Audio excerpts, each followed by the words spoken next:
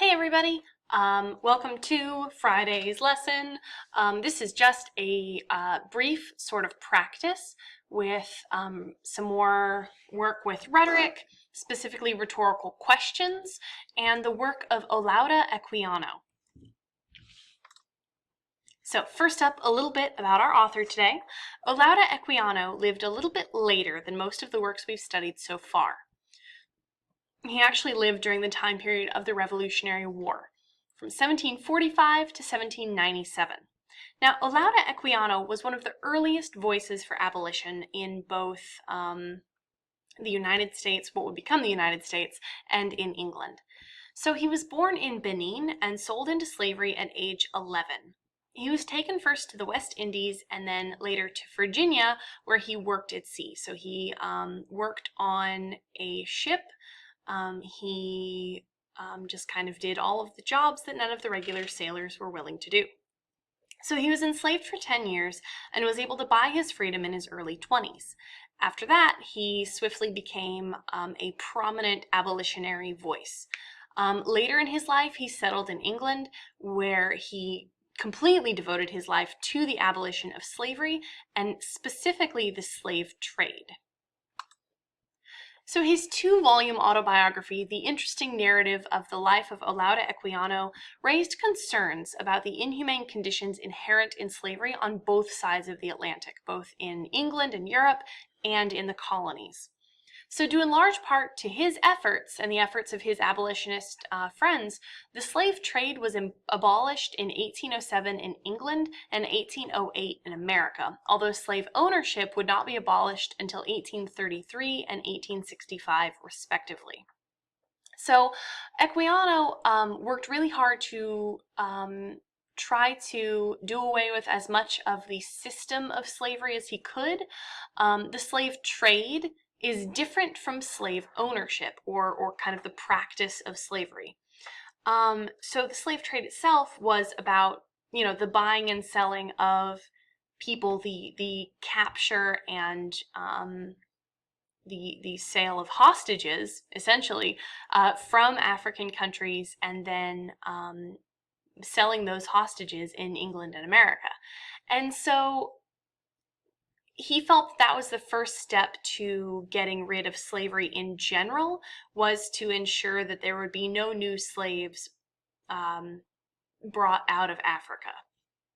And so even though it took several more decades to kind of abolish chattel slavery as such in England and America, abolishing the slave trade was a strong start in that direction. So a little bit about the genre, and this is a term you will need to know. The genre of this piece is autobiography, which is just a self-written life story. I would hope that this is not the first time that you're hearing this term. So an autobiography differs from a journal in that it's a more overarching narrative of a whole life, or at least a life up until the point of writing. It generally starts with, birth, childhood, and kind of moves generally chronologically through the key beats in a person's life. And then it differs from a historical narrative in that it's about one person rather than kind of a historical moment, an event, a situation, a process. It is considered obviously a primary source because if you're writing an autobiography, then you are writing about the things that you yourself have lived and experienced and witnessed. I do want to contrast it briefly to biography and metaphor. Remember that a biography is a life story that someone else writes about a person. Auto, the prefix auto means self. So like an automobile means a vehicle that can move under its own power. An autobiography, self-written. Biography, written by somebody else, not a primary source. Biography is a secondary source. Meanwhile, a memoir, and last year you would have read Night, which is a memoir. A memoir doesn't cover somebody's entire life. It just covers like a significant chunk of it, or like a significant time in their life. So for example, Night just covers Elie Wiesel's experiences during the Holocaust. So his autobiography is probably most similar thematically to De las Casas's piece, The Destruction of the Indies, because both pieces are arguing for the fair treatment of an oppressed and enslaved people. So both pieces are doing some persuasive work. Now, De las Casas is obviously trying to be persuasive. He is very clearly writing a request. He is writing a plea. He's making an argument. Olaudah Equiano is also making an argument, but he is couching it more than De las Casas did in his own story. De las Casas just provides some little pieces of evidence of the lived experience of the people in the Caribbean, in the islands, but Equiano is using his life story as a grounding from which to talk about the horrors of slavery. So as you read this piece, do pay close attention to where he is leveraging the rhetorical appeals that we talked about. Where does he use logos? Where does he sort of say, this is how things are, these are the facts, here's my evidence? Where does he use pathos? Where does he try to make the reader feel an emotional response? And how does he use ethos? How does he demonstrate his own personal credibility? And where is he doing more than one thing? Keep your eyes peeled for maybe where he is both showing his credibility and playing on your emotions, or showing his credibility so that he can give you some logical, objective evidence. As a quick review, rhetoric is literally just the art of, being a persuasive speaker or writer. And then there are 3 general appeals. Ethos is appealing to the credibility of the speaker, logos is appealing to hard evidence, and pathos is appealing to the emotions of the audience. Do recall the rhetorical triangle. The speaker is using their ethos, the audience feels pathos, and the message is where the logos is contained. So let's talk a little bit about rhetorical questions. I hope you already know what these are, but if this is more than a review for you, that's fine too. If I ask, what are rhetorical questions? I am kind of expecting you to give me an answer. But if I think you should already know what rhetorical questions are, I might say something like, don't you know what rhetorical questions are? The difference is that in a rhetorical question, the asker doesn't actually want an answer. They are asking a question to prove a point to the listener. They are asking a question in order to make the audience think of the answer and then have a certain response. Let's look at some examples.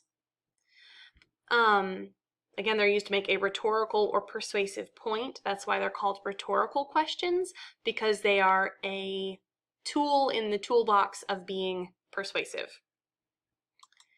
So if your mother says, do you expect your room to clean itself?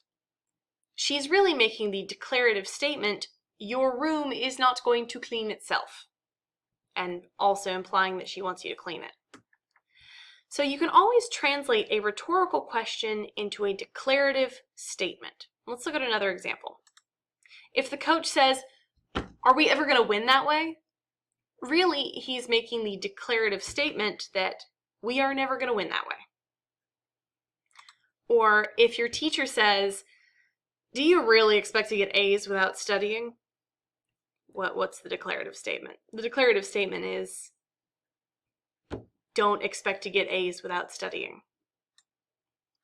So let's look at a brief passage from Equiano, and then you will be free to practice this a little on your own after reading the passage. So here's a chunk of text. He says the following: O ye nominal Christians, might not an African ask you, learned you this from your God? Who says unto you, do unto all men as you would men should do unto you? Is it not enough that we are torn from our country and friends to toil for your luxury and lust of gain? Must every tender feeling be likewise sacrificed to your avarice? Are the dearest friends and relations now rendered more dear by their separation from their kindred, still to be parted from each other, and thus prevented from cheering the gloom of slavery with the small comfort of being together, and mingling their suffering and sorrows? Why are parents to lose their children, brothers their sisters, or husbands their wives? Surely this is a new refinement in cruelty, which, while it has no advantage to atone for it, thus aggravates distress and adds fresh horrors even to the wretchedness of slavery. So he's using a ton of rhetorical questions just in this paragraph, and I wanted to draw your attention to a few of them. So he starts off by criticizing the presumed or nominal Christianity of his audience. He says, "Might not an African ask you, learned you this from your God?" So the rhetorical question he's asking is, did you learn this from God? Did you learn this from Christ? With the implication, the declarative statement that no, they wouldn't have learned this from God, because he's saying that if they are true Christians, they would not support slavery because the Bible, tells you to be, good to each other. And he even makes that point, do unto all men, etc. And then he asks another rhetorical question, and then he says, "Must every tender feeling be likewise sacrificed to your avarice?" So avarice means greed. So if we turn this into a declarative statement, he's saying, do you have to sacrifice every ounce of tenderness? Do you have to sacrifice all of your tenderness and your empathy for your greed? Like, why are you so greedy that you don't have empathy anymore? So again, all of these rhetorical questions, he doesn't expect his reader to sit down and write a letter to him answering these questions. What he's trying to do is make the reader think. He's trying to make the reader think about what their answer to the question would be and what he thinks that their answer should be. So when he says, "Why are parents to lose their children, brothers their sisters, or husbands their wives?" he doesn't want the reader to say, well, because the slave trade needs to make more money because humans are greedy. He doesn't expect that. But what he wants people to think about is, oh, why should parents be losing their children, brothers their sisters, or husbands their wives? Wow, that's really cruel. The only good reason, the only answer to this why question is for the sake of making money. Wow, that's really messed up. So the whole point of rhetorical questions is to get the audience thinking about what the answer is. The answer to a rhetorical question, as we saw in these examples, should be obvious to the reader, but it should also be something that gets them thinking. So again, we kind of think of the, it really makes you think kind of joke, but this is the serious version of that. And finally, I want us to just briefly look at a couple of Equiano's rhetorical appeals. Now, this passage especially is full of pathos. He says, the sentence, "Why are parents to lose their children, brothers their sisters, or husbands their wives?" That's pathos all over. The image of families being torn apart from one another, of, children, like little kids being left without their parents, of couples being split up, families being separated, is really powerful language and powerful imagery. And it's made to make his audience, feel empathy and feel hurt and feel grief for these people who are suffering. And then he uses very emotionally charged language. We talked about that last week. The gloom of slavery, cruelty, fresh horrors. He's using really emotional language to remind his audience that there is nothing good about slavery, that it's just terrible all over. There's nothing redemptive about it. And so even the verbs he uses are very strong. Torn from our country, sacrificed, toil, your luxury and lust of gain. So he's using a lot of pathos here. But remember that underlying it all is ethos. Because how does Equiano know that slavery is so bad? He lived it himself. So take all of this information to your reading, think about what rhetorical moves he's using, find some more places where he's using rhetorical questions, and dig in and see how he's constructing all of his arguments.